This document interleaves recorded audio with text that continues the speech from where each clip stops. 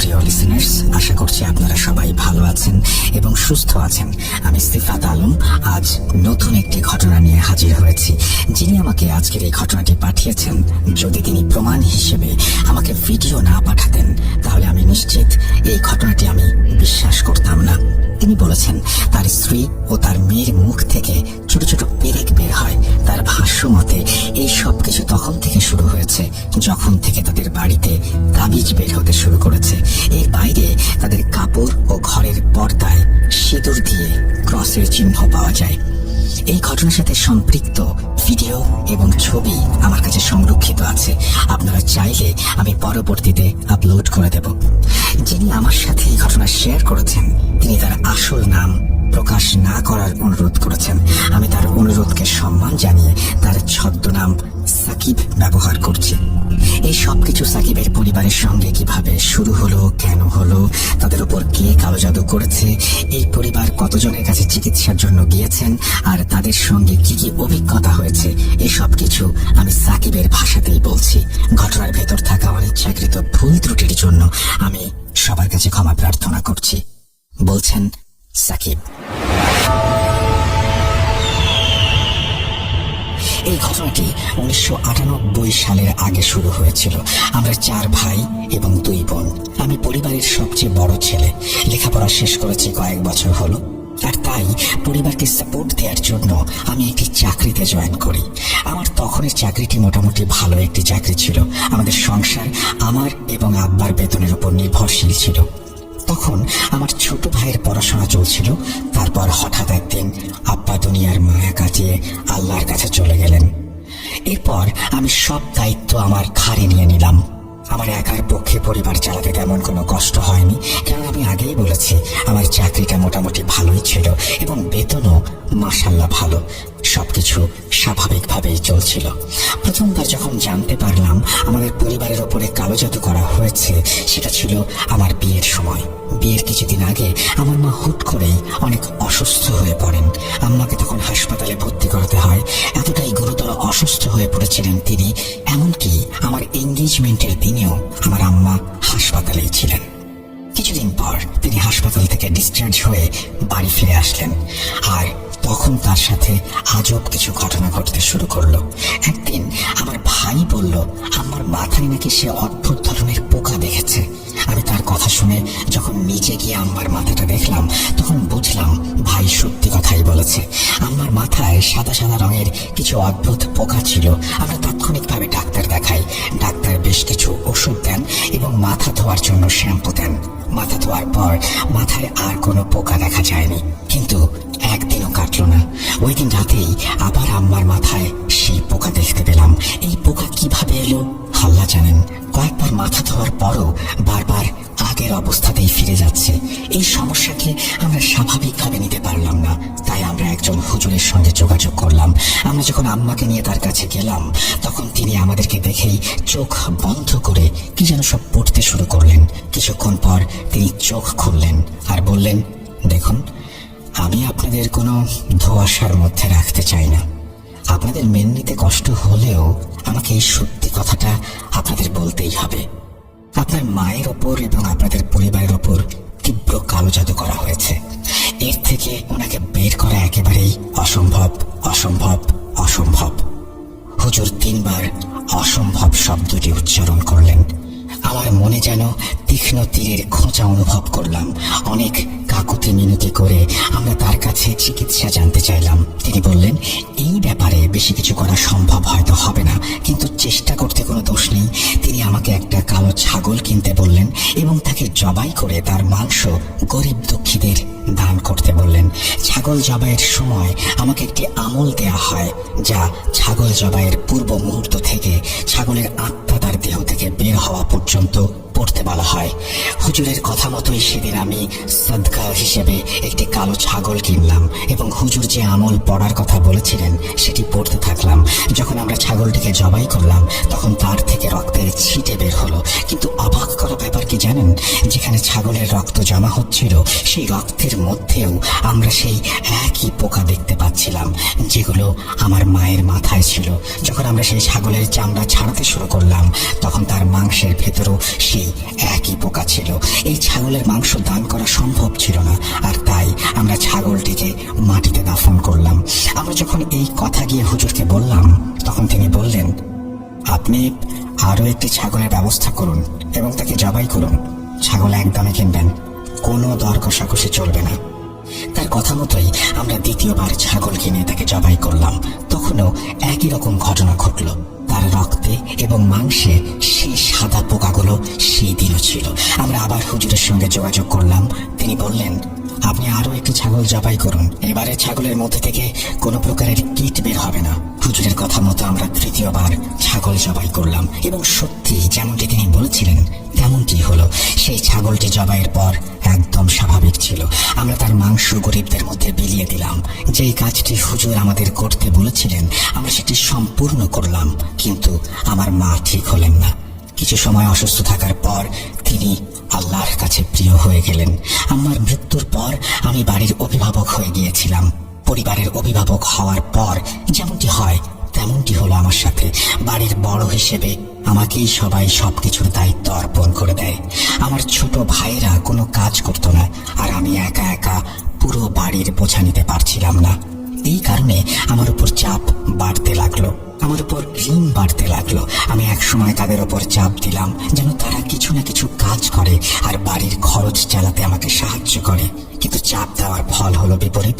আমার পরিবারটি নিমিষেই ভেঙে টুকরো টুকরো হয়ে গেল। বোনদের তো আগেই বিয়ে হয়ে গিয়েছিল, আর এবার সব ভাইও আলাদা হয়ে গেল। বাধ্য হয়ে আমিও আলাদা বাড়িতে চলে গেলাম। এখন শুধু আমার নিজের বলতে আমার পরিবার। আলাদা হবার পর আমি কিছুটা সুখের মুখ দেখলাম। কিছুদিনের মাঝে আমার অবস্থাও ফেরে আর আমি একটা আলাদা বাড়িও কিনে ফেলি। কিন্তু ওই যে বললাম কিছুটা সুখের মুখ দেখেছিলাম, আস্তে আস্তে আমাদের বাড়িতে এমন কিছু ঘটতে শুরু করলো যা থেকে বুঝতে পারছিলাম কিছু একটা গন্ডগোল আছে। কেউ তো আছে যে আমাদের সাথে খারাপ কিছু ঘটানোর তোড়জোড় করে চলেছে। আমাদের বাড়ির দেয়ালের বিভিন্ন স্থানে রক্তের দাগ দেখা যেতে শুরু করলো। আমি আমার পাড়ার মসজিদের ইমামকে ডেকে সব দেখালাম। তিনি নিশ্চিত করলেন আমাদের ওপর কালো জাদু করা হয়েছে। এরপর আমাদের ঘরে সন্ধ্যার সময় অর্থাৎ মাগরিবের পরে এক অদ্ভুত গন্ধ আসতে শুরু করে। এই গন্ধের উৎস খোঁজার জন্য আমি একবার ঘর পরিষ্কার করেছিলাম আর দেখার চেষ্টা করেছিলাম এই গন্ধ কোথা থেকে আসে। ঘর পরিষ্কার করার সময় আমি দেখলাম একটি বড় বিড়ালের লাশ, যার মধ্যে না ছিল মাংস না ছিল রক্ত। সেই বিড়ালের চামড়াও পুরো পাথরের মতো জমে গিয়েছিল। মনে হচ্ছিল এই লাশটা খুব বেশি পুরনো, কিন্তু এর শরীরের ভেতর থেকে সবকিছুই যেন বের করে ফেলা হয়েছে। আমি বিড়ালের মরদেহ বাড়ির পাশে ফাঁকা স্থানে দাফন করলাম। আশ্চর্যজনক ভাবে এর পরেও আমাদের বাড়িতে ৩-৪ বার একই ধরনের বিড়ালের লাশ বিছানার নিচে পাওয়া গেল। এই সময়ের মধ্যে আমার ছেলে পৃথিবীতে এসেছে। তখন 1999 সাল। জন্মের পর সে খুব বেশি কেঁদেছিল। জন্মানোর পর থেকেই সে খুব অসুস্থ ছিল। এমন কোনো ডাক্তার নেই যাকে আমি দেখাইনি। তার রিপোর্টে কখনো কখনো কিছু ধরা পড়তো, আবার কখনো কিছুই ধরা পড়তো না। যে ডাক্তাররা টেস্ট করাতেন তারা নিজেরাও অবাক হতেন যে আগে যেটা টেস্টে ধরা পড়েছে পরে সেটা টেস্টে ধরা পড়েনি। রোগের বদলে অন্য কোনো রোগ হয়তো ধরা পড়তো। এদিকে সব সমস্যা নিয়মিত চলছিল, অন্যদিকে আমার চাকরিরও সমস্যা হচ্ছিল। আমি যে জায়গায় কাজ করতাম সেখানে লোকজনের আচরণ আমার সাথে খুব খারাপ হতে শুরু করলো। আমার ফ্যাক্টরির মালিক নানান সময় নানান কারণে আমাকে বকাবকি করতে শুরু করলেন। আমার কোনো ভুল থাকুক বা না থাকুক, তার আচরণ দেখে মনে হচ্ছিল সে যেন কোনো এক সময় আমাকে চাকরি থেকে বের করে দেবে। কিছুদিন পর আমার ধারণাই সত্যি হলো।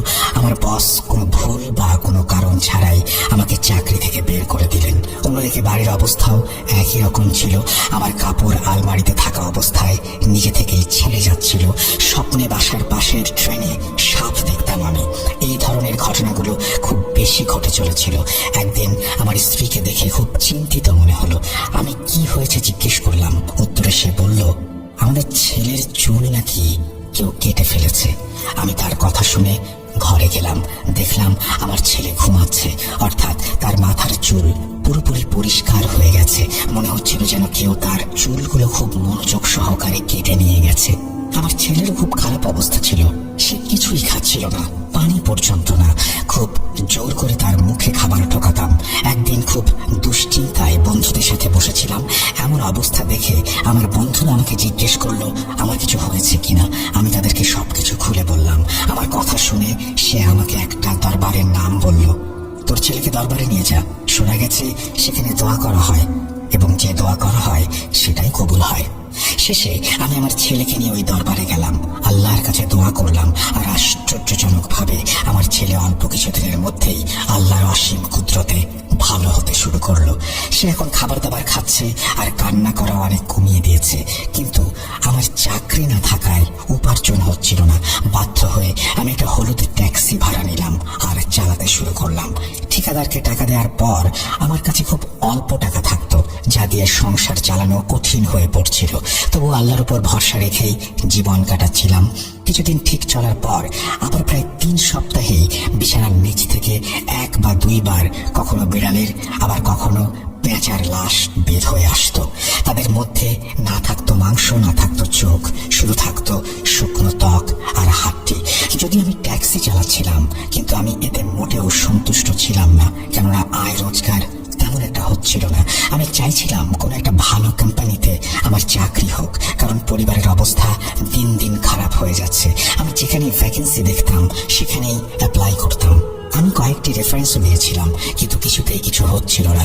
আমি প্রতি 2-3 দিন পর পর নানান কোম্পানিতে চক্কর লাগাতাম, তাদের কাছে মিনতি করতাম, কিন্তু তারা কেউ আমাকে চাকরি দিত না, এড়িয়ে যেত। একদিন আমি ট্যাক্সি চালাচ্ছিলাম, পেছনে একজন যাত্রী বসেছিল। আমার ফোনে এক বন্ধুর কল আসলো। আমি তাকে অনেক অনুরোধ করে বললাম, ভাই যেভাবেই হোক আমার একটা চাকরির ব্যবস্থা করে দে। সে আমাকে বলেছিল, দেখ আমি চেষ্টা করছি, আমাদের সময় দে, আমি দেখছি কি করা যায়। তার কথা শুনে আমি নিরাশ হয়ে ফোন রেখে দেই। পেছনে যে যাত্রী বসেছিল সে আমার কথাগুলো শুনেছিল। যখন আমি কলটা কেটে দিলাম তখন সে আমার কাছে আমার সমস্যার ব্যাপারে জানতে চাইলো। তখন আমার মন এতটাই ভারাক্রান্ত ছিল যে আমি তাকে সবকিছু খুলে বললাম, আমার বাড়িতে কি সমস্যা চলছে এবং কিভাবে জাদুর মাধ্যমে আমার চাকরিটা শেষ করে দেয়া হয়েছে, সবকিছু। সেই যাত্রী আমাকে বলল, আমি আপনার চাকরির ব্যাপারে কিছু করতে পারবো না, কিন্তু হ্যাঁ আপনার সাথে যে সমস্যাগুলো চলছে সে সম্পর্কে আমি হয়তো কিছু একটা করতে পারি। আমি একজন কবিরাজ সাহেবের কথা জানি, যিনি রংপুরে থাকেন। তিনি অমুসলিম, কিন্তু আপনার চিকিৎসা নিশ্চিতভাবেই করবেন। তার কথা শুনে আমি দ্বিধাদ্বন্দ্বে পড়ে গেলাম, কারণ কবিরাজ অমুসলিম, কি থেকে কি হয় কে জানে। কিন্তু তখন আমার যে সময় কাটছিল তা কতটা ভয়াবহ ছিল আপনারা বুঝতেই পারছেন। আমার শুধু সমস্যা সমাধানের প্রয়োজন ছিল, তা মুসলিমের মাধ্যমেই হোক বা অমুসলিমের মাধ্যমে। ওই যাত্রী আমাকে যে ঠিকানা দিয়েছিলেন সেই অনুযায়ী আমি কিছুদিন পর সেখানে চলে গেলাম। আমি সেখানে একজন কবিরাজের দেখা পেলাম। তার সাথে দেখা হলেও প্রথমে তাকে কিছুই বললাম না। আমি কথা বলতে গেলে তিনি আমাকে ইশারায় চুপ থাকতে বলেন। তিনি শুধু আমার নাম জানতে চাইলেন এবং আশ্চর্যজনকভাবে নিজেই আমার জীবনের ব্যাপারে বলতে শুরু করলেন। প্রথমে আমি মনে করেছিলাম যে যাত্রীকে আমি সবকিছু বলেছিলাম হয়তো সে তাকে কিছু জানিয়েছে, কিন্তু কবিরাজ তো আমার ছেলেবেলা পর্যন্ত চলে গেল। আমার ছেলেবেলায় আমি একবার গাছ থেকে পড়ে আমার একটি দাঁত হারিয়েছিলাম, যা কারোর জানার কথা না। তিনি সেটাও আমাকে বলে দিলেন। এছাড়াও তিনি এমন সব কথা বলতে শুরু করলেন যা আমি ছাড়া আর কারো জানার কথা না। আমার ওপর হওয়া কালো জাদুর ব্যাপারে তিনি ঠিক একই কথা বললেন যা আগে অন্যরাও বলেছিল। তিনি বললেন, আমার ওপর জাদু যে করাচ্ছে সে নাকি আমার খুবই কাছের মানুষ। যখন আমি তার কাছে চিকিৎসার কথা জানতে চাইলাম তখন তিনি আমাকে কিছু জিনিস আনতে বললেন। এই জিনিসগুলোর মধ্যে ছিল লবঙ্গ, মরিচ, বিভিন্ন গাছের পাতা এবং কবরস্থানের মাটি। আমি তাকে বললাম, আপনারা আমার থেকে টাকা নিন আর দয়া করে নিজেই জিনিসগুলো জোগাড় করে আনুন। তিনি সেই 2006 সালে আমার কাছ থেকে 500 টাকা নিলেন এবং আমাকে একটা তাবিজ দিয়ে বললেন, এটা গলা থেকে কখনো খুলবে না, এটা রক্ষা করবে। এরপর আমি তাকে বললাম আমার চাকরির সমস্যার কথা, যেসব কোম্পানিতে ভ্যাকেন্সি আছে সেসব কোম্পানির জন্য আমার যথেষ্ট যোগ্যতাও আছে, তবুও কেউ আমাকে চাকরি দিচ্ছে না। তিনি আমাকে বলছিলেন আজ থেকে 3 দিন পর নাকি আমার চাকরি হবে। ভাই বিশ্বাস করুন, আমি মঙ্গলবার সেই লোকটার কাছে গিয়েছিলাম আর শুক্রবার আমাকে একটি অফিস থেকে ফোন করা হলো, যেখানে আমি বারবার গিয়েও কোনো কাজ হয়নি। সেখান থেকে আমাকে ফোন করে বলা হলো সেখানে আমি সরাসরি জেনারেল ম্যানেজারের নিচে কাজ করব। এত বড় পোস্টের জন্য আমি আবেদনই করিনি। কিভাবে এটা হলো আমি জানি না। কোনো চিন্তা ভাবনা না করেই আমি চাকরিতে ঢুকে পড়লাম আর মন দিয়ে চাকরি করতে লাগলাম। আমি প্রায় 10 বছর সেখানে চাকরি করলাম।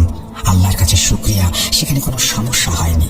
আমি নিয়মিত রংপুরে সেই কবিরাজের কাছে যেতাম এবং তাকে নানা উপহার, টাকা পয়সা দিতাম।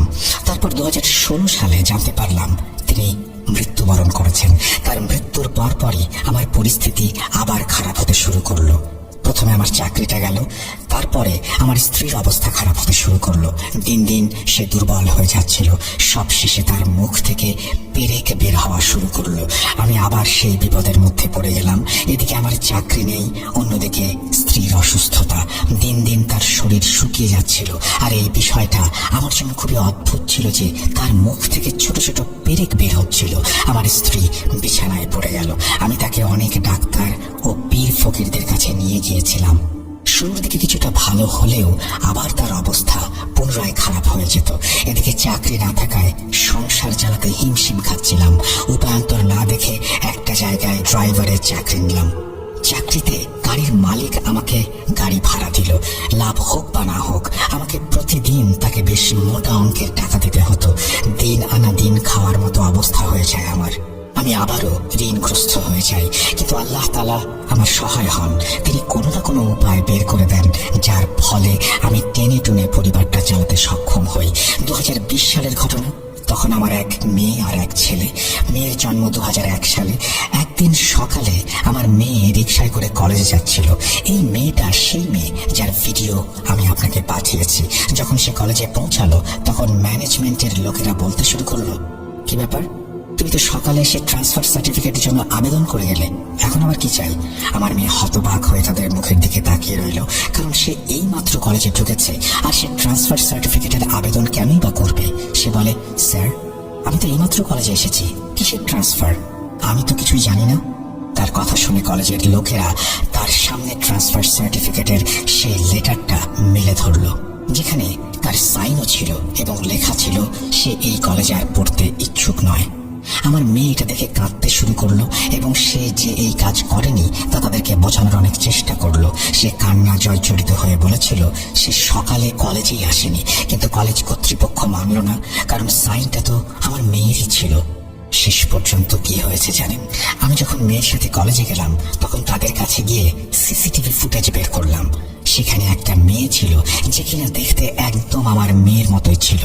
বুঝতে পারছেন, যখন আমি বাবা হয়ে এটা নিশ্চিত করেছি যে ও একদম আমার মেয়ের মতো, তখন অন্যদের তো কনফিউজড হওয়াটাই স্বাভাবিক। আমার মিনতি আমার মেয়েকে ভর্তি বাতিল হওয়া থেকে বাঁচালো। আমি নিজের ব্যক্তিগত স্বার্থের তাগিদে কলেজের নাম নিচ্ছি না, কিন্তু কতদিন পর তার স্বাস্থ্য এত খারাপ হয়ে গেল যে বাধ্য হয়ে তার পড়াশোনা ছেড়ে দিতে হলো। আগে যা তার মায়ের সাথে হচ্ছিল, এখন তার সাথেও তাই হতে শুরু হলো। তার মুখ থেকেও ছোট ছোট পেরেক বের হওয়া শুরু হলো। এরপর তার উপর জিন হাজির হতে শুরু করলো। যে তার উপর হাজির হতো সে নিজেকে অমুসলিম বলতো এবং নাম ঈশাই বলতো। সে বলেছিল তাকে একজন খুব শক্তিশালী জাদুকর পাঠিয়েছে এবং জাদুকরের হাতে নাকি তার নিজের মেয়ে আছে। যদি সে আমার মেয়েকে না মারে তাহলে জাদুকর নাকি তার মেয়েকেই মেরে ফেলবে। আমি আমার মেয়ের রুমে আজান দিতাম, সূরা বাকারা চালিয়ে দিতাম। জিন বারবার নিজেকে অসহায় আর নিরুপায় বলছিল। সে বলছিল, আমি জাদুকরের কবলে পড়ে বাধ্য হয়ে এখানে এসেছি। আমার কোনো ইচ্ছে নেই আপনার মেয়েকে হত্যা করার, কিন্তু আমার নিজের মেয়ের জন্য আমার কাছে এছাড়া আর কোনো পথ খোলা নেই। আমাকে ক্ষমা করবেন, আমি স্বেচ্ছায় এই কাজ করছি না। যদি কেউ চেষ্টা করে আর আমাকে ছাড়িয়েও নেয় তাতেও বিশেষ কোনো লাভ হবে না। এর ফলে আমার মেয়ে মারা যাবে, কিন্তু আপনার মেয়েও বাঁচতে পারবে না। আমাকে সরালে আমার অন্য কাউকে পাঠানো হবে। আপনার মেয়ের মৃত্যু ছাড়া আর কোনো পরিণতি তার নসিবে নেই। সে আরো জানায় জাদুকরের উদ্দেশ্য আমার পুরো পরিবারকে মেরে ফেলা। কিছুতেই আমরা এসব সমস্যা থেকে পরিত্রাণ পাচ্ছিলাম না। এসব সমস্যা যত দিন যাচ্ছিল কেবল বেড়েই চলছিল। অন্যদিকে আমার স্ত্রীর সাথে যা ঘটলো, তারপর আমার জীবন আরো অন্ধকারে তলিয়ে গেল। আমার স্ত্রী আমার সামনে ভালোভাবে ওয়াশরুমে গিয়েছিল, কিন্তু সে ফিরে এলে আমি দেখি তার পুরো শরীর সামনের দিকে ঝুঁকে গেছে। মনে হচ্ছিল সে কুঁচো হয়ে গেছে। হাসপাতালের ডাক্তাররা বলেছিল তার হাড়ের টিবি হতে পারে। আমার ওপর চারপাশ থেকে ক্রমাগত বিপদ আসছিল। আমার মেয়ের ওপরও 2-3 দিন পর পরই সেই জিন হাজির হতে লাগলো আর বারবার ক্ষমা প্রার্থনা করতে লাগলো। আর আমার কাজ ছিল 2টি, আমি আজান দিতাম আর সূরা বাকারা পড়তাম। এছাড়াও আমার মেয়ে মাঝে মাঝে খুব অসুস্থ থাকতে শুরু করে। প্রায় সময় তার ইউরিন আটকে যেত, তাকে হাসপাতালে নিয়ে ইউরিন ব্যাগ লাগাতে হতো। যখন আমরা কোনো পীর বা হুজুর দিয়ে তার চিকিৎসা শুরু করতাম, তখন কিছুদিনের জন্য সে ভালো থাকতো, আবার আগের অবস্থায় ফিরে যেত। এক সময় তার এমন অবস্থা হয়ে যায়, সে বিছানায় পড়ে যায়, তার শরীরে আর কোনো বল নেই, মৃত মানুষের মতো বিছানায় পড়ে থাকে, সকল কাজ হয় বিছানায়। একদিন আমার স্ত্রী বলল, আমার মেয়ের ডায়াপার পরিবর্তন করতে হবে, তাই আমাকে আর আমার ছেলেকে বাইরে পাঠিয়ে দিল। আমি বাইরে গিয়ে ছেলের মাথায় হাত রেখে বললাম, বাবা, আমাকে মাফ করে দিও। আমি তোমাদের কাউকে ভালো জীবন দিতে পারিনি, আমি কাউকে ভালো রাখতে পারিনি। আমার জন্যই আজ তোমাদের এই করুণ অবস্থা। আমাকে ঘৃণা করো না, একটু দয়া করো নিজের বাবাকে। আমার কথা শেষ হলে ছেলের চোখে পানির উপস্থিতি দেখতে পেলাম। চুপচাপ বাবা ছেলে দাঁড়িয়ে আছে। একটু পর আমার মেয়ের ঘর থেকে আমার স্ত্রীর চিৎকারের আওয়াজ আসতে লাগলো। যখন আমি আর আমার ছেলে ঘরে ঢুকলাম, তখন দেখলাম আমার মেয়ে তার মায়ের পাশেই রয়েছে আর আমার স্ত্রীর গলা চেপে ধরেছে। যখন আমি তাকে ছাড়ানোর জন্য এগিয়ে গেলাম, তখন সে তার মাকে তুলে পেছনে ফেলে দিল। আমি তাকে আটকাতে গেলে একই কাজ সে আমার সাথেও করলো। আমি আর আমার ছেলে আমরা দুজন মিলে বড় কষ্টে তাকে ধরলাম এবং বিছানায় শুইয়ে দিলাম। আমি আজান দিতে লাগলাম, সূরা বাকারা পড়তে লাগলাম। এভাবে সবকিছু চলতে থাকলো এবং পরিস্থিতি আরো খারাপ হতে লাগলো। 2022 সালে আমার হার্ট অ্যাটাক হলো। হবেই বা না কেন? এত চাপ চিন্তা করে মানুষ কতদিনই বা সুস্থ থাকতে পারে বলুন? ওই সময় আমি একটি ফ্যাক্টরিতে ছোটখাটো কাজ করছিলাম। আমাকে কাজের লোকেরাই ধরাধরি করে হাসপাতালে নিয়ে যায়। আগে থেকে একের পর এক সমস্যা লেগেই ছিল, আর এখন আমি নিজেই অসুস্থ হয়ে পড়লাম। এই সময়ই আবার বাড়ির সিঁড়ি থেকে পড়ে আমার হাত ফ্র্যাকচার হয়ে গেল। আমি তীব্র ব্যথা অনুভব করছিলাম, তাই আমি আমার স্ত্রীকে বললাম আলমারি থেকে টাকা বের করতে, যেন আমরা হাসপাতালে যেতে পারি। কিন্তু যখন আমার স্ত্রী আলমারি খুলে টাকা বের করতে গেল, তখন সেখানে কোনো টাকাই ছিল না। সেখানে প্রায় 30,000-এর মতো টাকা ছিল। আগেও আমার টাকা টুকটাক গায়েব হয়ে যেত, জিনিসপত্র গায়েব হয়ে যেত, কিন্তু এত টাকা জীবনে প্রথমবার গায়েব হয়ে গেল। বাড়িতে আমার বাচ্চারা ছিল, আমার স্ত্রী ছিল, তার বাইরে কেউ ছিল না। তাহলে টাকাগুলো কে নিল? আল্লাহ না করুন আমার বাচ্চাদের এমন কোনো অভ্যেস নেই। পয়সা চুরি বা হারিয়ে যাওয়া আমাদের জন্য খুব একটা বড় ধাক্কা ছিল। এত বড় একটা টাকার পরিমাণ হঠাৎ করে গায়েব হয়ে যাওয়াটা আমাদের জন্য বিষাদের পাহাড়ের মতো লেগেছিল। আমি একদিন আরেক বন্ধুর কাছে গেলাম এবং তাকে সবকিছু খুলে বললাম। আমি মূলত তার কাছে কিছু টাকার জন্য হাত পাততে গিয়েছিলাম। তার অবস্থা বেশ ভালোই ছিল। আমার দুঃখের কাহিনী শুনে সে চিন্তিত হয়ে পড়ল এবং বলল, তুই আমার সঙ্গে চল, একজন পীর সাহেব আছেন, আমি তোর চিকিৎসা করাবো এবং যত টাকা লাগে আমি দেব। আমার এক আত্মীয়ের কারো যদি সমস্যা ছিল, সেখানে যাবার পর সে সুস্থ হয়েছে, তাই তোর জন্য একটা চেষ্টা করব। আর টাকা পয়সা নিয়ে ভাবিস না, তোর দায়িত্ব আমি নেব, যতদিন আল্লাহ কবুল করেন। পরের দিনই আমি আমার বন্ধুর সঙ্গে তার বলা পীর সাহেবের কাছে গেলাম। পীর সাহেব আমাকে দেখে বললেন, ভাই, আমি নিজেও আপনার অবস্থা দেখে খুবই আতঙ্ক অনুভব করছি। আপনার উপর মারাত্মক জাদু করা হয়েছে এবং যারা করেছেন তারা আপনার খুব কাছের লোক। অনেক দেরি হয়ে গেছে ভাই, এই জাদু অনেক বছর ধরে চলছে। আপনারা বেঁচে আছেন কিভাবে? এটাই আমার কাছে আশ্চর্যজনক মনে হচ্ছে। তার কথা শুনে আমার চোখে পানি চলে আসলো। আমি তার কাছে মিনতি করতে লাগলাম আমার পরিবারকে সাহায্য করার জন্য। তিনি আমাকে কিছু বাতি দিলেন, যেগুলো পড়া তেলে ভিজিয়ে প্রতি জুম্মা রাতে জ্বালাতে হবে। তিনি আমাকে মোট 11টি বাতি দিয়েছিলেন। সাথে তিনি একটি তাবিজও দিয়ে বললেন, এটি আপনার মেয়ের গলায় পরিয়ে দিন। যা কিছুই হোক না কেন, এটা গলা থেকে যেন কিছুতেই না খোলা হয়। আমি তাবিজ নিয়ে এসে আমার মেয়ের গলায় পরিয়ে দিলাম। তাবিজ পরানোর পরই তার উপর সেই জিন হাজির হয়ে গেল। হাজির হয়ে সে আমাকে বলতে লাগলো, আজ পর্যন্ত আপনার যত ক্ষতি হয়েছে তা আমি করেছি। আপনার স্ত্রীকে আমরাই অসুস্থ করেছি, আপনার টাকাও আমরাই সরিয়েছি এবং আপনার মেয়ের এই অবস্থাও আমরাই করেছি। আমাদের একটাই উদ্দেশ্য, আপনার পরিবারকে ধ্বংস করা আর আপনাদের সবাইকে মেরে ফেলা। আমি আমার পরিবার সেই জাদুকরের কাছে জিম্মি। আমাদের কোনো উপায় নেই। আমি টানা 11 শুক্রবার রাত ধরে সেই বাতি জ্বালিয়েছি এবং নিজে সারা রাত জেগে পাহারা দিয়েছি। প্রথম দিকে বেশ ভালোই ফলাফল পাচ্ছিলাম। যে জিন আমার মেয়ের ওপর হাজির হতো সে বলতো ওই তাবিজটা খুলে ফেলতে, কিন্তু আমরা তার কথা শুনিনি। একদিন আমার মেয়ের চুলও আমার ছেলের মতো কাটা অবস্থায় পাওয়া যায়। আমরা খেয়াল করে দেখলাম তার গলায় পীর সাহেবের দেয়া সেই তাবিজটিও নেই। যখন আমি পীর সাহেবের কাছে গিয়ে এই কথা বললাম, তখন তিনি আমাকে এড়িয়ে যেতে লাগলেন এবং তার আচরণ দেখে মনে হচ্ছিল তিনি আর কোনো চিকিৎসা করতে চান না। তারপর অন্য এক পীর সাহেবের কাছে গেলাম চিকিৎসার জন্য। তিনিও আমাকে দেখে বাকি সবার মতো একই কথা বললেন। তিনি জানালেন তিনি কোনো পাকা কথা দিতে পারবেন না, কিন্তু তিনি চেষ্টার কোনো কমতি রাখবেন না। শুরু হলো চিকিৎসা। তার চিকিৎসার পর প্রায় 6-7 মাস বেশ শান্তিতে ছিলাম আমরা, কিন্তু এখন পুনরায় পরিস্থিতি আবার খারাপ হতে শুরু করেছে। আমি একজন কবিরাজকে দিয়ে পরীক্ষা করিয়েছিলাম আমার সমস্যাগুলো গভীরভাবে জানার জন্য।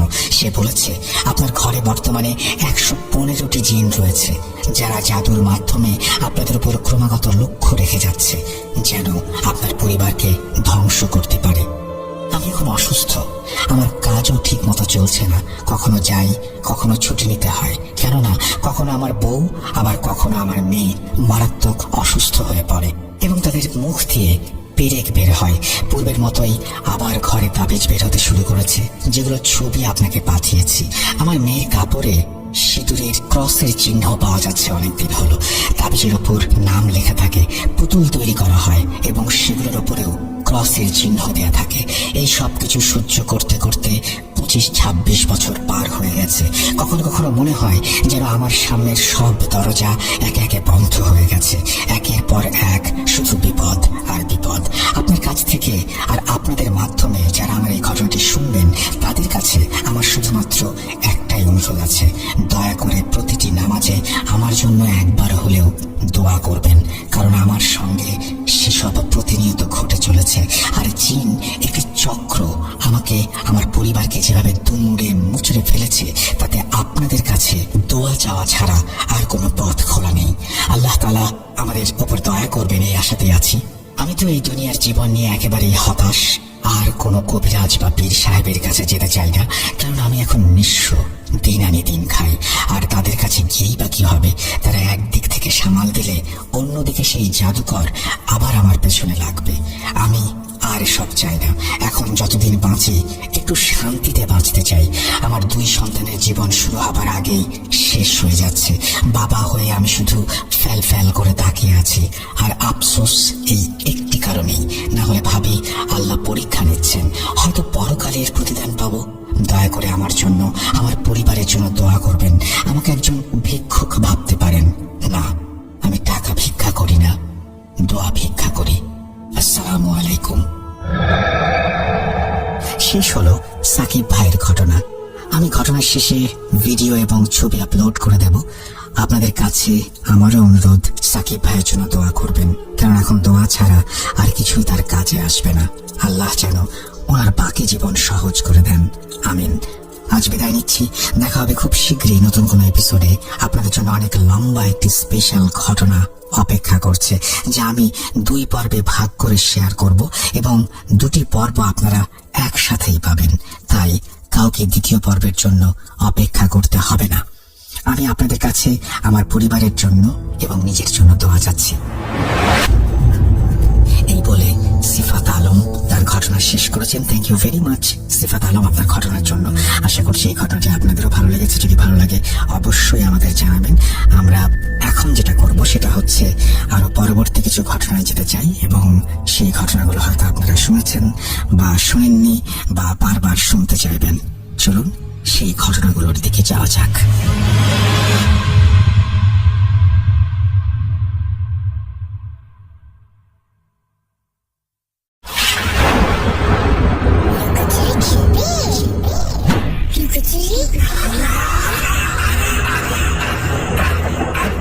You will never be alone.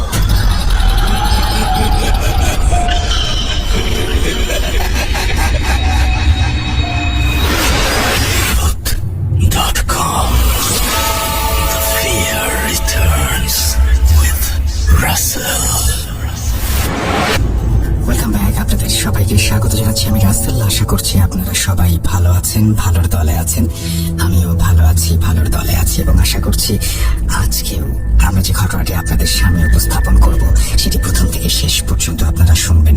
যারা বৃহস্পতিবার শুক্রবারের পরে আরো একবার হারিয়ে যেতে চান ভয়ের রাজ্যে, তাদের জন্যই আমাদের এই বিশেষ আয়োজন। যেভাবে লেখা আছে সেভাবেই পড়ে শোনাচ্ছি। আসসালামু আলাইকুম, আমি সাব্বির হোসাইন হানিফ বর্তমানে সরকারি বাংলা কলেজ ইন্টারমিডিয়েট ফার্স্ট ইয়ারে পড়ছি। আমি ক্লাস 8 পর্যন্ত পড়াশোনা করেছি গাজীপুর জেলার শ্রীপুর থানার ধনুয়া গ্রামে। সেখানে পড়াশোনা শেষ করার পর আমার পরিবার ঠিক করে আমরা গ্রামের বাড়িতে চলে যাব, কিন্তু আমার বাবার এক পরিচিত লোকের সুবাদে আমাদের আর বাড়িতে যাওয়া হয় না। এবং ক্লাস 9-এ সেই সময়টাতে আমরা আমার পরিবার সেই ভদ্রলোকের বাড়িতে ভাড়ায় উঠি। তারপর সেই এলাকায় আমার ফ্রেন্ড না হলেও আমি পরিচিত হই অনেক বড় ভাইদের সাথে। আমরা সবাই যখন একসাথে হতাম তখন অনেক আনন্দ করতাম। আমরা প্রতি সপ্তাহে একবার বা মাঝে মাঝে মাসের মধ্যে 2-3 বার বিভিন্ন ধরনের পার্টি দিতাম, যেমন খিচুড়ি, বিরিয়ানি, যে সময় যেটা ভালো মনে হতো আর কি। একদিন আমরা সবাই চিন্তা করলাম, যেহেতু আমরা সবাই এরকম আয়োজন মাঝে মধ্যেই করে থাকি, সেই জন্য আমাদের একটা নির্দিষ্ট স্থান দরকার। তারপর আমরা একটা স্থান ঠিক করলাম। সেই স্থানটা ছিল একটা বাঁশ ঝাড়ের নিচে। সেখানে আমরা কিছু কাঠ কিনে গোল করে একটা মাচা বানাই এবং তার উপর ছাতার মতো ত্রিপল লাগিয়ে দেই। সেখানে আমরা প্রতিনিয়তই আড্ডা দিতাম। মূল কাহিনীটা শুরু হলো একদিন রাতে, যখন আমরা সবাই মিলে বিরিয়ানি রান্না করার প্ল্যান করছিলাম এবং সব কেনাকাটা করে বিরিয়ানি রান্নার শেষে সবাই মিলে খেতে বসেছি। খাওয়া দাওয়া যখন শেষের দিকে, তখন পাশের বাড়ির ভাড়াটিয়া মহিলা জোরে একটা চিৎকার দেয়। চিৎকার দেওয়ার পরে আমরা প্রথমে সবাই ভাবলাম হয়তো পারিবারিক ঝগড়া কলহ, কিন্তু যখন মহিলা আবার জোরে জোরে চিৎকার করতে থাকে তখন আমরা সবাই বললাম, না, এবার আর বসে থাকা যায় না, আগে গিয়ে দেখি কি হয়েছে। তারপর সেখানে 2 জন বলল, তোমরা সবাই গিয়ে দেখে আসো, আমরা 2 জন এখানে খাবারগুলো পাহারা দিচ্ছি, কারণ কুকুর এসে খাবার নষ্ট করে ফেলতে পারে।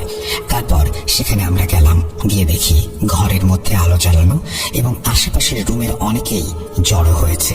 তখন কেউ একজন জিজ্ঞেস করলো, কি হয়েছে তোমাদের, এত রাতে চিৎকার করছো কেন? তখন ওই মহিলার জবানবন্দিতে আমাদের সবার গায়ের লোম দাঁড়িয়ে গেল। মহিলার কথাগুলো ছিল এরকম, উনি স্বপ্ন দেখেন যে রাতে উনি ঘুমাচ্ছেন এবং হঠাৎ করে তার আশেপাশে সব কালো চুলে ভরে গেছে।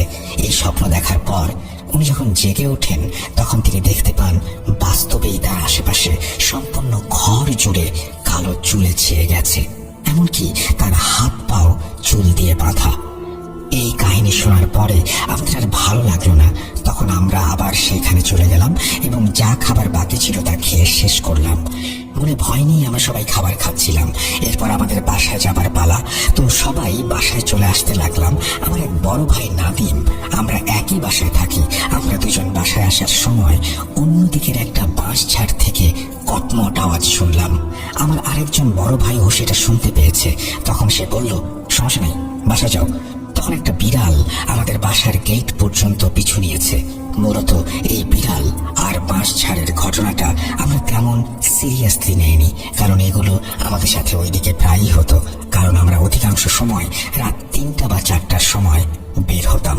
কিন্তু এর পরের দিন সকালবেলা আমার এক বড় ভাই, তার নাম রাসেল, সে আমাদের সাথে রাতের বিড়াল আর বাঁশ ঝাড়ের আওয়াজটা শুনেছে এবং দেখেছে। সে বলল, কাল রাতে ফজরের আজানের আগে প্রায় 3টা বা 3:30 মিনিট এমন হবে, আমার সঠিক টাইম এবং তারিখ মনে নেই। সেই সময় আমাদের আরেক বড় ভাই নাকি তাকে এসে ডেকেছে, হ্যাঁ রাসেল, ওঠ, অফিসে যাবি না? তখন ভাইয়ার ওয়াইফ বলেছে, তোমার না কালকে অফিস বন্ধ? তখন ভাইয়া বলেছে, এ শয়তানি করিস না। সেই সময় হঠাৎ করেই ঘরের উপরে ঢিল পড়া শুরু হয়। এই ঘটনা শোনার পর আমরা সবাই বিকেল বেলা ওই মহিলার অবস্থা জানার জন্য ওই বাড়িতে গেলাম এবং শুনতে পেলাম মহিলা নাকি আবার আজকে আমাদের যাওয়ার কিছুক্ষণ আগে খুব বিশ্রী চেহারার সাদা কাপড় পরা এক অবয়ব দেখেছে। ওই দিন রাতের বেলা আবার শুনতে পেলাম মহিলার বাসায় কবিরাজ আসবে। তখন আমি এবং আমার বড় ভাইরা সেখানে গেলাম। আমাদের খাটের উপরে বসতে বলা হলো। কবিরাজ তার স্ত্রীর ওপর তার পালিত জিনকে হাজির করলেন এবং জিজ্ঞেস করলেন যে এই মহিলার উপরে কেন এমন হচ্ছে। বিশেষ দ্রষ্টব্যে বলতে পারি কবিরাজ নাকি আমি জানি না, কারণ লোকটি আমাদের ধর্মের লোক ছিল না।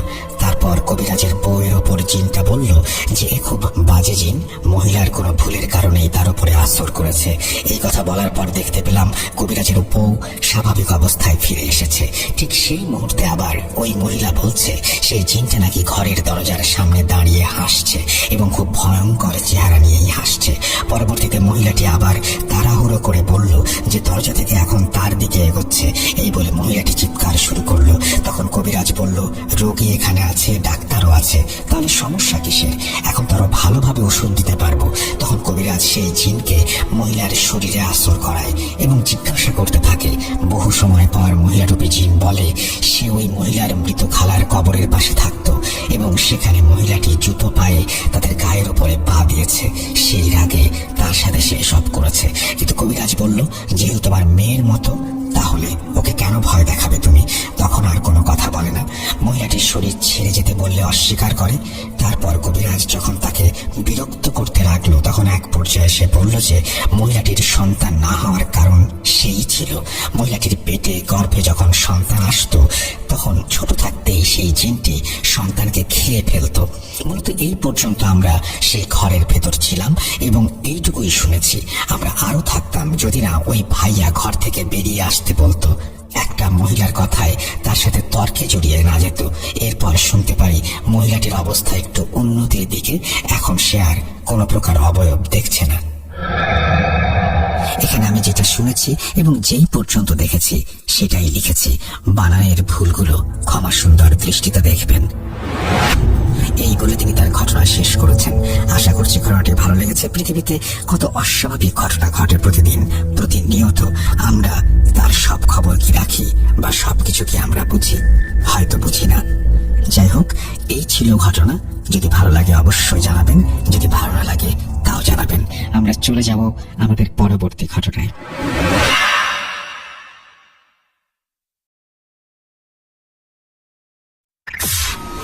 Entertainment is a must. শুনুন স্বাধীন পডকাস্ট।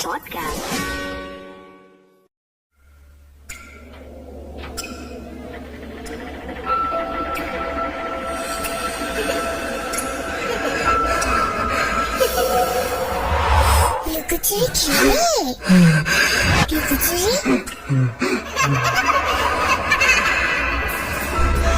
তুমি লুকাও, আমি ঠিকই তোমাকে খুঁজে পাবো।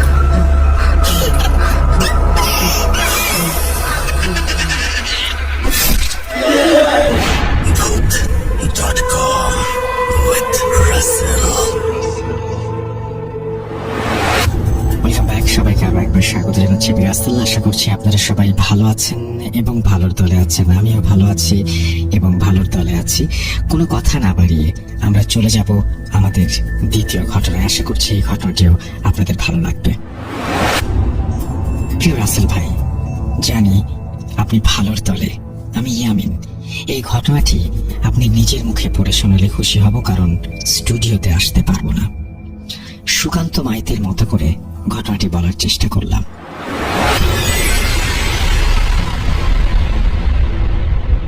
রাত যত গভীর হয়, কান্নার আওয়াজ তত তীব্র হয়। প্রায় প্রতি রাতেই এক ঘটনা।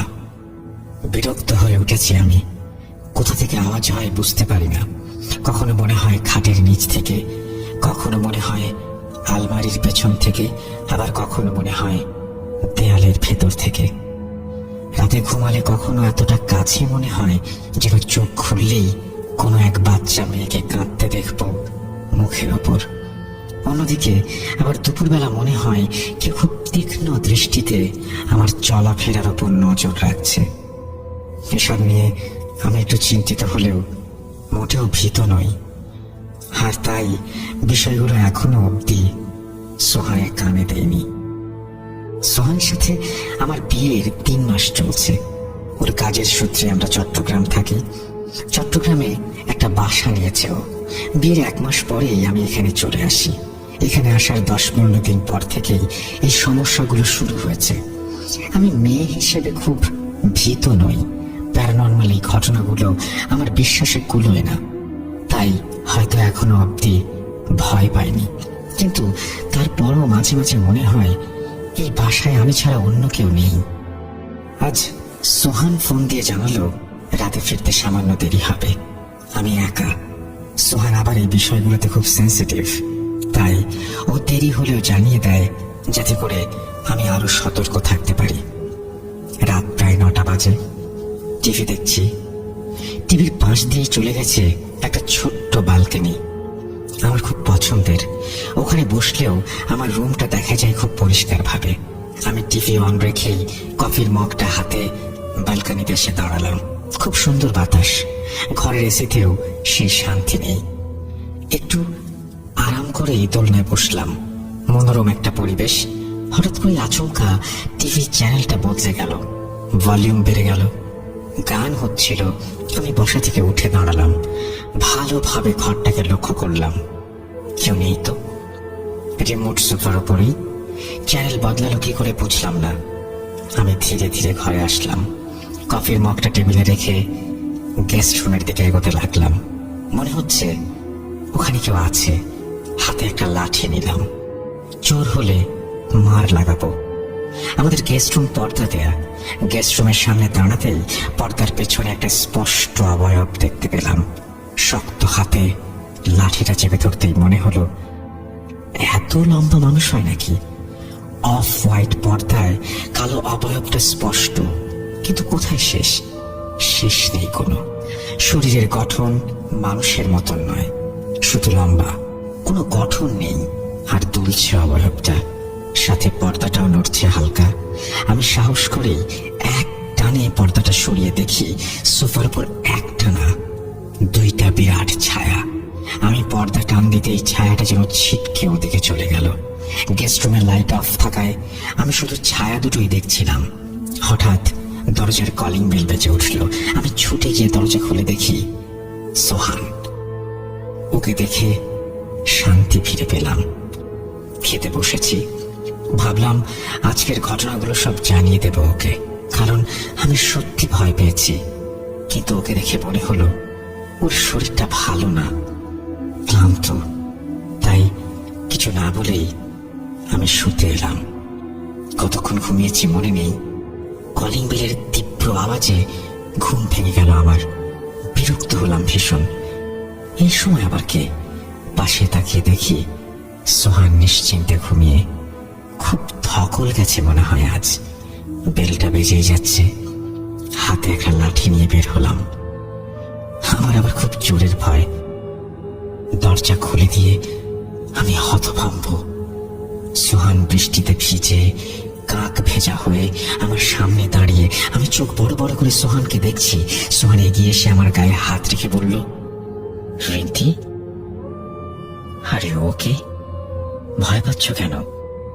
আমি সোহানকে ধাক্কা দিয়ে দৌড়ে বেডরুমে চলে আসলাম। এসে দেখি ঘর ফাঁকা, কেউ নেই ঘরে। আমি চিৎকার দিয়ে জ্ঞান হারালাম। 2 দিন প্রচন্ড জ্বর ছিল। সোহান ছুটিতে ছিল এই 2 দিন। আজ অনেকটা সুস্থ মনেই সোহানকে গতদিনের ঘটে যাওয়া ঘটনাটা পুরো খুলে বললাম। ও শুধু বলল, তোমায় তো আমি বলেছিলাম আমার ফিরতে দেরি হবে, তাহলে আমি এত আগে চলে এলাম আর এসে তোমায় কিছু বললামও না, কেন তাড়াতাড়ি ফিরলাম? কি বলেছে সবকিছু? আর এমনটা কি আমি কখনো করি বলো? আচ্ছা, অনেকদিন থেকে বাসায় তুমি একা বসে, কাল আমরা বের হবো, ঠিক আছে? আমি সোহানের কথাগুলো ভাবতে লাগলাম। ও তো ঠিকই বলেছে। আমি যখন কফি খাচ্ছিলাম তখন 9টা বাজে। তারপরে এই ঘটনাগুলো এত তাড়াতাড়ি ঘটে গেল কিভাবে? আমি কফি খেলাম, গেস্ট রুমে গেলাম, ছায়া দুটো দেখলাম, হঠাৎ কলিং বেল বেজে উঠলো, সোহান আসলো, আমি ওর সাথে খেলাম পর্যন্ত, ঘুমাতে গেলাম, আবার বেল বাজার আওয়াজ, তখন তো পাশেই ছিল। আবার দরজা খুলেও সোহানকে দেখলাম। তাহলে ঘরে আমি কার সাথে ছিলাম, কার সাথে খেলাম? আর সোহান বলল বাসায় এসেছে 12টায়। তাহলে এত কিছু এই স্বল্প সময়ে কিভাবে ঘটে গেল? আমি কিছুই যেন মেটাতে পারছিলাম না। মাথাটা ভার হয়ে আসছে। ছায়া দুটোর কথা মনে পড়তেই গেস্ট রুমে গেলাম। 2 দিন পর আজ সোহান অফিসে গেছে। বর্তমানে আমি একা সোফায় বসে আছি। হঠাৎ ধূপ করে একটা কিছু পড়ার আওয়াজ পেলাম রান্নাঘর থেকে। রান্নাঘরে যেতে ভয় পাচ্ছি, শরীরটা ভালো নেই। নতুন কোনো ধাক্কা হয়তো আমি আর নিতে পারবো না। রান্নাঘরে গিয়ে দেখি কিছুই নেই, সব ঠিক, শুধু তেলের বোতলটা মাটিতে পড়ে আছে, কিন্তু তেল নেই। ইদানিং বেশ কিছুদিন থেকে বাড়িতে অন্য কোনো সমস্যা না থাকলেও তেল পাওয়া যাচ্ছে না। কথাটা খুব হাস্যকর হলেও সত্যি। প্রতিদিন তেল ভর্তি করে রাখলেও তেলের বোতল ফাঁকা হয়ে যায় নিমিষেই। ইঁদুরের কাজ না কিসের কাজ আমি জানি না। প্রতিদিন দুপুরে রান্না করার সময় এই ঝামেলা আমার পোহাতে হয়। আজও তাই হয়েছে। তাই আজ তেল কিনে আর রান্নাঘরে রাখিনি, আমি বেডরুমে রেখে দিয়েছি। যা হয় হোক, নিজ চোখে দেখা যাবে এবার। আজ প্রচন্ড রোদ, এত গরম যা অভাবনীয়। গোসল করে বেরিয়েছি মাত্র, আনুমানিক 2:05 অথবা 10 বাজে। ঘরে ঢুকেই আমার সামনে দেখি বিরাট লম্বা কুচকুচে কালো লোক, খালি গা, চপচপ করে নিজেদের শরীরে তেল মাখছে, আর তেলের বোতল ততক্ষণে ফাঁকা। এই দৃশ্য দেখা মাত্র আমি প্রচন্ড চিৎকারে অজ্ঞান হয়ে গেলাম। তারপর আমার প্রায় সপ্তাহখানেক অসুস্থ। বাসায় এখন আমার সাথে একটা মেয়ে থাকে, আমার শ্বশুর বাড়ি থেকে পাঠিয়েছে আমার দেখাশোনার জন্য। ওর নাম পারুল, বয়স 17-18 মতন। বেশ কিছুদিন আমি ভালো থাকলেও মনের মধ্যে অশান্তি আর ভয় বাসা বেঁধেছে। আমি তো এমন ছিলাম না, তাহলে এমন হলাম কেন? বিকেলে পারুল ছাদে গেছে কাপড় আনতে। আমি গল্পের বই পড়ছিলাম, প্রায় অনেকটা সময় কেটে গেল। ও এখনো আসছে না কেন ভেবেই নিজেই ছাদে চলে এলাম। কত করে বলেছি বিকেলে ছাদে দাঁড়াবি না, কথাই শোনে না। ছাদের দরজার কাছে আসতে কেমন গোঙানির মতো একটা আওয়াজ পেলাম। দরজা ঠেলে ভেতরে ঢুকতেই দেখি পারুল শূন্যে ভাসছে, আবার মুখ দিয়ে কেমন সব আওয়াজ করছে। আমি দৌড় দিয়ে পারুলের গায়ে হাত দিতেই মনে হলো কে একজন ওকে ছুঁড়ে নিচে ফেলে দিল। তারপর থেকে পারুল অসুস্থ, কোমরের একটা হাড় ভেঙে গেছে। সোহানকে বিষয়টা জানাতেই ওকে খানিকটা চিন্তিত মনে হলো। ও ভাবছে কিছু। পারুল প্রায় 2 দিন কিছু খায়নি, এক দৃষ্টিতে তাকিয়ে থাকে শুধু। এতটুকু একটা মেয়ে, আজ আমার জন্য ওর কি অবস্থা। নিজে খুব অপরাধী মনে হচ্ছিল আমার। ওকে আমার কোনো প্রশ্ন করতে ইচ্ছে করছে না, কি হয়েছে কি হয়নি কিছুই না। দুধের গ্লাসটা ওর পাশে রাখতেই ও উঠে বসলো। আপু, বাড়িতে যেতে চাই, এখানে আর থাকবো না। ভাইয়াকে বল আমি বাড়ি যাব। আচ্ছা শান্ত হ, তোকে বাড়ি দিয়ে আসবো। টিকিট করতে গেছে তোর ভাইয়া, কাল সকালেই তোকে রেখে আসবে। আজ লক্ষ্মী মেয়ের মতো দুধটুকু খেয়ে ঘুমিয়ে পড়। সারা রাত পারুলের চিন্তায় ঘুম আসেনি। আজ সোহান পারুলকে রাখতে যাচ্ছে ওর বাসায়। আমাদের বাসাতেই ওর এত বড় ক্ষতি হলো, তাই সোহানকে বলেছি তুমি রেখে আসো ওকে, আর ওর মায়ের হাতে কিছু দিয়েও এসো। আমি আজকের রাতটা একা থাকতে পারবো, ও কাল সকালে আবার ব্যাক করবে। পারুলের ব্যাগ গুছিয়ে দিচ্ছিলাম, এমন সময় পারুল বলে উঠল, আপু তোমাদের বাড়িতে ভূত আছে। ভূত আছে কিনা আমি জানি না, কিন্তু পারুলকে এই সময় বেশ ভয় দেখালে চলবে না। তা আমি হাসতে হাসতে বললাম, তাই কেমন রে ভূত দেখতে, কেমন জানিস তুই? পারুল চোখ বড় করে বলল, একদম কালো কুচকুচে 2টা ভূত, মানুষের থেকে অনেক লম্বা।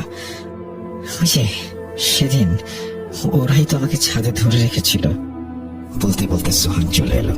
পারুল রেডি, চলো বের হতে হবে। তারপর আমাকে বিদায় জানিয়ে দুজনে চলে গেল। খুব একটা শান্তি পাচ্ছি না আমি, ভয় পাচ্ছি আজ রাতে বাসায় আমি একা। আর পারুল ও 2টা লোকের কথা বলল, ও তো ভুল কিছু দেখেনি, সত্যি তো ওরা আছে। ওরা কে, কেন ওরা এখানে? এই বাসাটা এখন আমার কাছে বিভৎস লাগে। তেলের বোতলটা বের করে রান্নাঘরে রেখে এলাম। আমি রুমে শুয়ে আছি। রাত 3:30 বাজে। হঠাৎ রান্নাঘর থেকে খসখস আওয়াজ ভেসে আসলো। বুঝতে পারছিলাম রান্নাঘরে কেউ এসেছে, হয়তো ওই 2 জন। কিন্তু আমি মনে মনে ঠিক করলাম, না, আমি ওইদিকে মনোযোগ দেব না, দেখতে যাব না। আমি ফেসবুক স্ক্রল করে যাচ্ছি। এভাবে থাকতে থাকতে কখন যেন ঘুমিয়ে পড়েছি। ঘুম ভেঙে দেখি পুরো বাড়ি অন্ধকার। বুঝলাম সন্ধ্যা হয়ে গেছে। দিনের বেলা কোনো রুমেই আমি লাইট দেই না, তাই পুরো বাড়ি এখন অন্ধকার হয়ে আছে। আমি ফোন হাতে ফ্ল্যাশটা অন করে পাশে চোখ যেতেই দেখি বিরাট লম্বা মোটা একটা লোক আমার পাশে হাত পা ছিটিয়ে শুয়ে আছে। তার চোখ দুটো চকচক করে জ্বলছিল। আমি চিৎকার দিয়ে বিছানা থেকে উঠে দাঁড়ালাম। সাহস করে ফ্ল্যাশ লাইটটা আবার বিছানায় দিতেই দেখি বিছানাটা ফাঁকা। আমি ধীরে ধীরে ঘরের সব লাইট জ্বালিয়ে দিলাম। তারপর রান্নাঘরের লাইট জ্বালিয়ে দেখি পুরো মেঝেতে তেল চিপচিপে হয়ে আছে। আমি সেদিকে আর চোখ না দিয়ে ড্রয়িং রুমে আসলাম। টিভি দেখছিলাম। হঠাৎ মনে হলো গেস্ট রুম থেকে বেডরুমের দিকে যেন কে হেঁটে গেল। আমি সোফায় বসে থাকায় দেখতে না পেলেও বুঝতে পারলাম বারবার হাঁটাচলা করছিল কেউ, পা টেনে টেনে হাঁটাচলা করছিল। আমি মনে মনে সাহস করলাম, আর ভালো লাগছে না এভাবে এই ভয়ে ভয়ে থাকতে। যা হবার হবে দেখা যাবে। আমি জানি এই বাড়িতে আমি ছাড়া আরো দুজন আছে। আমি ড্রয়িং রুমের দরজার সামনে দাঁড়িয়ে ওই বিদঘুটে কালো লম্বা দুজন মানুষকে দেখতে পেলাম। তারা দাঁড়িয়ে, এত ভয়ঙ্কর চেহারা তাদের, পুরো শরীর তেলে চকচক করছিল। এই মুহূর্তে আমার মনে হচ্ছে এই দৃশ্য দেখার আগে আমি কেন মরে গেলাম না। আমি কি করব ভেবে না পেয়ে ওদের পাশ কেটে আমার রুমে যাওয়ার চেষ্টা করতেই আমি পড়ে গেলাম। মনে হচ্ছে আমার পা কেউ টেনে ধরেছে। পেছনে তাকিয়ে দেখি সত্যি তো ওরা আমার পা টেনে ধরেছে। আমি আমার রুমের দরজাটা শক্ত করে ধরেছি, নিজের সর্বস্ব শক্তি দিয়ে নিজেকে বাঁচানোর চেষ্টা করে যাচ্ছি। ইতোমধ্যে আমার বাঁ হাতের আঙুল নখ সব ভেঙে রক্তাক্ত। মনে মনে আমি যত সূরা জানতাম সব পড়তে শুরু করে দিয়েছি। আল্লাহকে ডেকে চলেছি বারবার। হঠাৎ ধাক্কায় জেগে উঠলাম। আমি তখনও মেঝেতে শুয়ে। আশেপাশে তাকিয়ে দেখি অসংখ্য জিনিস মেঝেতে ছড়িয়ে ছিটিয়ে আছে। ঘড়িতে তাকিয়ে দেখি দুপুর 12টা বাজে। আঙুলের রক্ত শুকিয়ে জমে গেছে আর প্রচন্ড ব্যথা। মাথাটা ভীষণ ঘুরছে। কাল রাতে তাহলে ওরা আমায় কিছু করেনি। দরজার ধাক্কায় আওয়াজ বেড়েই চলেছে। কোনো মতে উঠে দরজা খুলে দেখি সোহান। সোহানকে দেখে স্বস্তির নিঃশ্বাস ফেললাম আমি। ও এগিয়ে এসে বলল, তুমি ঠিক আছো তো? আর কি হয়েছে তোমার? ঘরে এই অবস্থা কেন? তারপর আমি সোহানকে আগের রাতের সব ঘটনা খুলে বললাম। আমি আরো বললাম, আমি জানি তুমি আমার কথা বিশ্বাস করো না, কিন্তু সত্যি এই বাড়িতে কিছু একটা আছে। সোহান আমার ধারণাকে ভুল প্রমাণ করে বলল, আমি তোমায় অবিশ্বাস করি না, আসলে এই বাড়িতে সমস্যা আছে। আমি বললাম, তুমি কি কিছু ফিল করেছো? সোহান বলল, পারুলের সাথে ঘটনাটা ঘটার পর একদিন তুমি ঘুমিয়েছো, আমি অফিসের কিছু কাজ করছিলাম, হঠাৎ কেমন একটা শব্দ কানে আসছিল, খসখস ধরনের, মনে হচ্ছে কেউ কিছু কাটছিল। কি শব্দ হচ্ছে দেখতে দরজা খুলে দেখি আমার দরজার বরাবর একদম নিচের দিকে মেঝেতে দুজন কালো লোক বসে মাথা উঁচু করে এক দৃষ্টিতে তাকিয়ে আছে। আমি মুহূর্তে দরজা বন্ধ করে দিই। বিশ্বাস করো, আমি প্রচন্ড ভয় পেয়েছিলাম, কিন্তু সেই সময় এই বিষয়গুলো তোমাকে বলা উচিত হবে না ভেবেই বলিনি। কিন্তু এই বাড়িতে এমন একটা সমস্যা আছে জেনেও আব্দুর রব স্যার কেন আমাদের কাছে এই বাড়ি পেয়েছিলেন, প্রশ্নোত্তর খোঁজার সময় এখন নেই। এতটুকু আমরা বুঝে গেছি এই বাড়িটা আমাদের জন্য নিরাপদ নয়। আর আমাদের বাসার খুব কাছাকাছি কোনো বাসাও নেই এখানে। খুব মনোরম, নিরিবিলি, শান্ত একটা পরিবেশ। কিছুটা সামনে আছে একটা ভাবির বাসা। আমরা আমাদের প্রয়োজনীয় কিছু জিনিসপত্র নিয়ে সেখানে চলে গেলাম। মিরসরাইয়ে আমার এক খালাতো বোন আছে, সেখানে আজ রাত থেকে কাল আমরা দিনাজপুরের উদ্দেশ্যে রওনা দেব। দিনাজপুর আমার শ্বশুর বাড়ি, কিন্তু বাড়িটা যেহেতু এখন আমাদের, তাই এই বাড়ির রহস্য জানাও এখন আমাদের কর্তব্য। তাই এখন উদ্দেশ্য ওই ভাবির বাসায় যাওয়া আর সব জানা। কেউই আমাদের এই বাড়ির বিষয়ে আর কিছু বলেনি, কিন্তু এখন সব জানা আমাদের প্রয়োজন। ভাবে আমাদের দুজনকে হয়তো এভাবে দেখবেন আশা করেননি। কিছুটা ইতস্তত করেই প্রশ্ন করে বসলেন, কি ব্যাপার ভাবি, আপনারা এখন কোনো সমস্যা হয়নি তো? আমি বললাম, ভাবি, সমস্যার কথাই তো জানতে এসেছি, আশা করছি কিছু লুকাবেন না। ভাবি, আমরা যে আপনাদের বাড়িটায় থাকি, সেই বাড়িটা কি কোনো সমস্যা আছে? ভাবি যেন একটু নড়ে চড়ে বসলেন। তারপর ভীত চোখে আবার প্রশ্ন করলেন, কেন, কিছু হয়েছে কি? আমি আর থাকতে না পেরে পুরো ঘটনা খুলে বললাম। তারপর ভাবি যা বলল তা শোনার জন্য আমি মোটেও প্রস্তুত ছিলাম না। হ্যাঁ, জানতাম কিছুটা সমস্যা আছে, কিন্তু এমন কিছু কখনোই ভাবিনি। ভাবি বললেন, আব্দুর রউফ বাসা করার 1 বছর পর এসে এই বাসায় ওঠেন। বাসাটা ওর বউয়ের ভীষণ পছন্দের। উনি পেশায় ডেপুটি ইন্সপেক্টর, ডিআইজি, এবং সে কারণে বাসায় খুব একটা সময় দিতে পারতেন না। সেজন্য নিরিবিলি আর শান্ত একটা বাসায় বাস করাই তার উদ্দেশ্য ছিল। বাসার সামনে পেছনে বাগান করা, যাতে করে ওনার বউ বাচ্চারা সুন্দর একটা সময় কাটাতে পারে। প্রচন্ড রাগী স্বভাবের মানুষ ছিলেন তিনি, অল্পতেই রেগে যেতেন এবং প্রচুর ধনীও ছিলেন। সেই সময় আমাদের এলাকায় খুব চুরি হচ্ছিল, কিন্তু চোরকে সেটা কেউ ধরতে পারছে না। কিন্তু এলাকার সবাই জানতো চোরকে। সাজু রাজু নামে যমজ 2 ভাই একত্রে বড়লোকের বাড়িতে লুটতো। সবসময় গায়ে তেল চপচপ করে মেখে ঘুরে বেড়াতো তারা। সবাই শুধুই মুখে বলতো সাজু রাজুর কথা, কিন্তু হাতে নাতে ধরার সুযোগ কেউ কখনো পায়নি। দেখতে যেমন বিশাল দেহী, কালো লম্বা দৈত্যের মতন, চুরির ক্ষেত্রেও ছিল ভীষণ চালাক চতুর। একবার ওরা রাত প্রায় 2টায় রউফের বাড়িতে চুরি করতে গিয়ে ধরা পড়ে। যদিও আমরা নিজের চোখে দেখিনি, তবে শুনেছিলাম রউফ নাকি সাজু রাজুকে পিটিয়ে মেরে ফেলেছিল। ওই সময় ওরা নাকি একটু পানির জন্য আকুতি মিনতি করলে ওদের মুখে মেরে দাঁত ভেঙে দিয়েছিল উনি। তারপর তাদের রান্নাঘরে আটকে রাখা হয়েছিল সারা রাত। যদিও সকালবেলা আমরা কেউ ওদের লাশ দেখতে পারিনি, কোথায় গেছে জানি না আজ অব্দি। তবে তারপর এলাকায় আজ কোনোদিন কোনো চুরি হয়নি। এগুলো আমাদের বাসায় কেয়ারটেকার সিদ্দিকের মুখে শোনা। তার ঠিক কিছুদিন পরেই কোন এক অজানা কারণে তারা পাড়ি দিলেন কুয়েতের উদ্দেশ্যে, আর রেখে গেলেন কেয়ারটেকার সিদ্দিককে। সেও সপ্তাহখানেক পর বাড়ি ছেড়ে দিল। তার মতে রাত হলে বাড়িতে কান্নার আওয়াজ, চিৎকারের আওয়াজ পাওয়া যায়, অটোমেটিক লাইট জ্বলে নেভে। এলাকার সবার ধারণা এই ঘটনা আমরা সবাই জানি বিধায় আমাদের এত ভয়, নয়তো সবকিছুই নয়। এরপর 4 বছর বাসা একদম ফাঁকা ছিল। তারপর আপনারা এলেন। আপনাদের থেকে আমাদের মনেই হয়নি আপনাদের ওই বাড়িতে কোনো সমস্যা আছে। মনে করেছিলাম আসলেই ওসব হয়তো কিছুই নয়। ওই ঘটনার প্রায় 2 বছর হয়ে গেছে। হয়তো ওই বাড়ির মালিকেরও কোনো সমস্যা হয়েছিল সেখানে।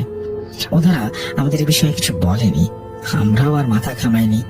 বেঁচে ফিরেছি, এই তো অনেক। তবে কেন জানি মাঝে মাঝে সাজু রাজুর জন্য কষ্ট হয় আমার। মেরে ফেলতে হবে কেন ওদের? খুব কষ্ট পেয়েছে হয়তো ওরা। ওই বাসাটা বন্ধ করে আমরা চলে এসেছি। জানি না কি অবস্থা এখন ওখানকার। রাসেল ভাই, কোন প্রকার ভুল ত্রুটি থাকলে ক্ষমা সুন্দর দৃষ্টিতে দেখবেন। মেঘনা বাজার, মাধবদী, নরসিংদী, ঢাকা থেকে। এই ছিল আমাদের দ্বিতীয় ঘটনা। আশা করছি এই ঘটনাটি আপনাদের ভালো লেগেছে। যদি ভালো লাগে অবশ্যই আমাদের জানাবেন। আমরা আশা করব যে প্রতিনিয়ত আপনাদের দারুণ দারুণ কিছু ঘটনা উপহার দেব। আমরা চলে যাব আমাদের পরবর্তী ঘটনায়। আপনিও চাইলে ঘটনা পাঠাতে পারেন। আমাদের ঘটনা পাঠানোর নিয়মটি হচ্ছে rasal.truth.com@gmail.com। আপনার নাম, ঠিকানা এবং ফোন নাম্বার সহ আপনার জীবনে ঘটে যাওয়া সেরা ঘটনা পাঠিয়ে দিন আমাদেরকে। আমরা চলে যাচ্ছি আমাদের পরবর্তী ঘটনায়।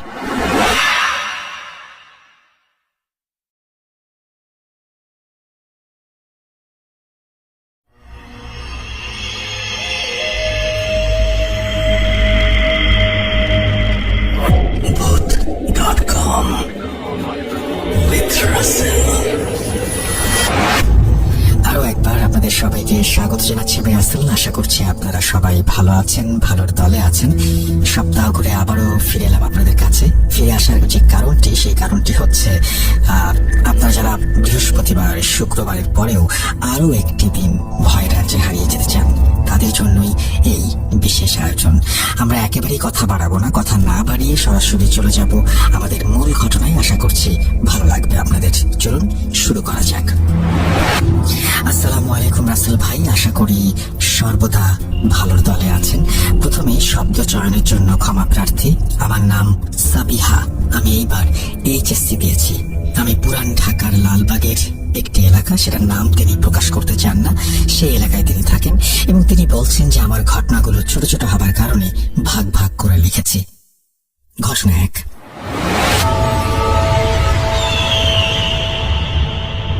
পুরান ঢাকার বেশিরভাগ ঘর বাড়িগুলো গলির ভেতরে হয়, তেমনটা আমাদের বাড়ি।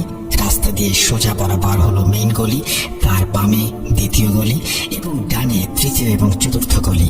চতুর্থ গলি পার করে আমাদের বিল্ডিং। নানুর বাবা মা মারা যাবার আগে তার 5 সন্তানকে তার সম্পত্তি তিনি ভাগ করে দিয়ে যান। সে কারণে আমাদের সব নানু এবং নানাদের বিল্ডিংগুলো আলাদা হলেও সব বিল্ডিংগুলো একসাথে সংযুক্ত করা, অর্থাৎ প্রত্যেকে আলাদাভাবে বাস করেন কিন্তু প্রত্যেকটা বিল্ডিংই গায়ে গায়ে লাগানো।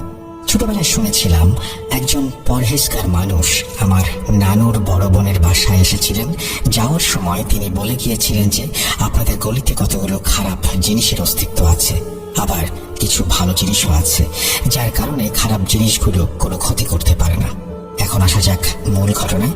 সালটা ঠিক মনে নেই, তবে তখন আমার বয়স 10 কি 11 বছর।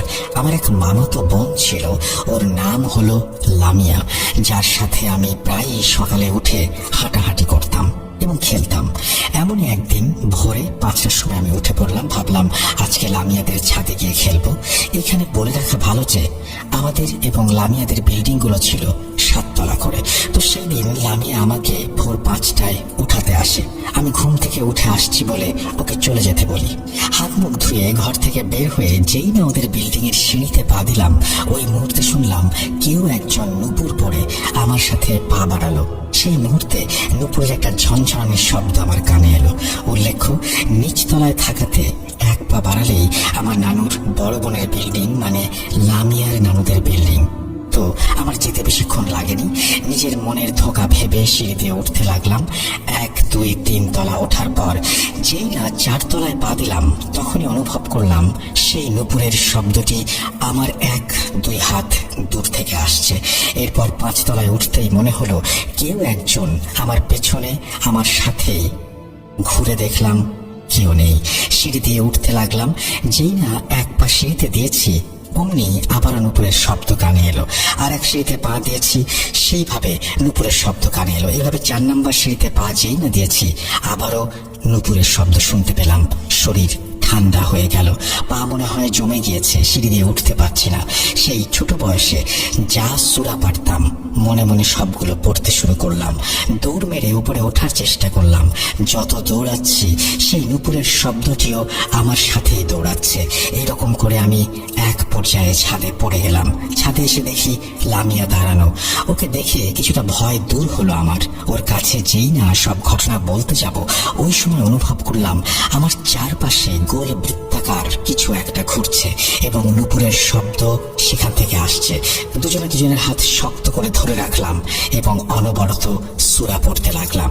প্রায় 1 মিনিট সেই ঘুরে থাকার পর দুজন মিলে একটা দৌড় দিলাম। দৌড়ে যতই নিচে নামছি, সেই নুপুরের শব্দ আমাদের সাথে নিচে নামছে। নামতে নামতে এক সময় আমাদের বিল্ডিং এ যেই না পা দিলাম, শব্দটি লামিয়াদের বিল্ডিং এর শেষ সীমানায় এসে থেমে গেল। এই ব্যাপারটির সম্পর্কে কাউকে আমি কিছু বলিনি ভয়ে। এত ভোরে কেনই বা বের হয়েছে, এই জন্য বকা খেতে হবে। ঘটনা 2। সেই ঘটনার পর দেখতে দেখতে চলে যায় কয়েক বছর। একদিন আমি বাসায় একা ছিলাম। আম্মু, বড় আপু সবাই বাইরে গিয়েছিল। আমি রুমে বসে টিভি দেখছি। ওই মুহূর্তে শুনলাম আবার সেই নুপুরের শব্দ। শব্দটি ভালোভাবে শুনতে রুমের পাখা বন্ধ করে দিলাম। এবার ভালো করে শুনলাম যে শব্দটি আমার রুম থেকে আসছে। ভয়ে এক দৌড়ে নানুদের ঘরে চলে গেলাম। এরপর সেই শব্দটি আমাদের বিল্ডিং এ শোনা যেত প্রায় প্রতি রাতে। মনে হতো কেউ যেন পুরো বিল্ডিং জুড়ে নুপুর পায়ে হাঁটছে। শব্দটি যখন হতো তখন সবাই শুনতে পেত। পরে জানা গিয়েছে যে এই নুপুর পরে হাঁটার শব্দটির উৎপত্তি হয়েছিল আমার নানুর বোনের বাসার পেছনে একটি বড় লম্বা গলির মতো একটি ড্রেন আছে, সেখান থেকে এই শব্দটি উঠে আসতো। তারপর এই শব্দটি আসে আমার নানুর বাসা বা লামিয়াদের বাসা থেকে, তারপর আমাদের বাসায়, এরপর নানু ভাই মানে আমার নানার বাসাতেও সেই শব্দটি চলে যায়। বলা যেতে পারে এই নুপুরের শব্দটি একটি নির্দিষ্ট সময় পর পর স্থান পরিবর্তন করত। এই শব্দটি আমরা অনেকেই শুনতে পারলেও কেউ কখনো আমরা কিছু দেখিনি। ঘটনা 3।